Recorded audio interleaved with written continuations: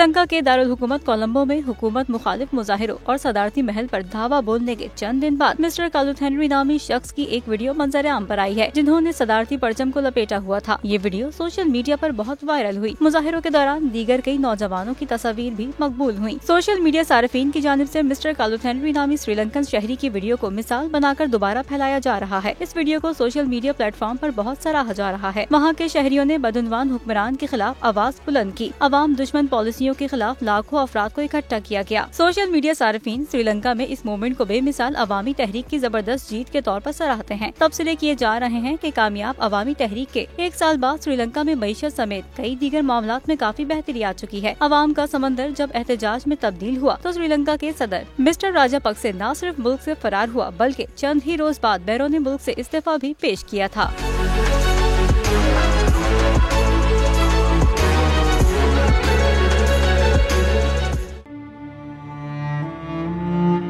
अवाम के लिए एक और मुश्किल, आटे की अदम दस्तयाबी पर अवाम परेशान। शदीद गर्मी में यूटिलिटी स्टोर्स के बाहर लंबी लंबी कतारें।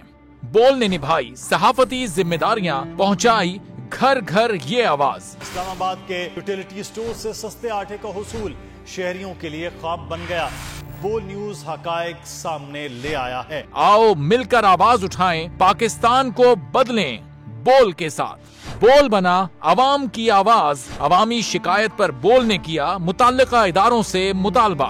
सुबह 6 बजे से आकर ये लोग आटे का इंतजार करते हैं। 7 बजे आई और नहीं मिल रहा है आटा, पैसे नहीं होते तो उधारे लेकर आती हूँ। वो कहते हैं जी 7 खजूर लाजमी लें। हमारे पास आटे के पैसे नहीं होते तो खजूर कहाँ से लें? क्योंकि बोल है पाकिस्तान का नंबर 1 न्यूज चैनल। सब्सक्राइब करें और बेल दबाएं ताकि कोई खबर रह न जाए।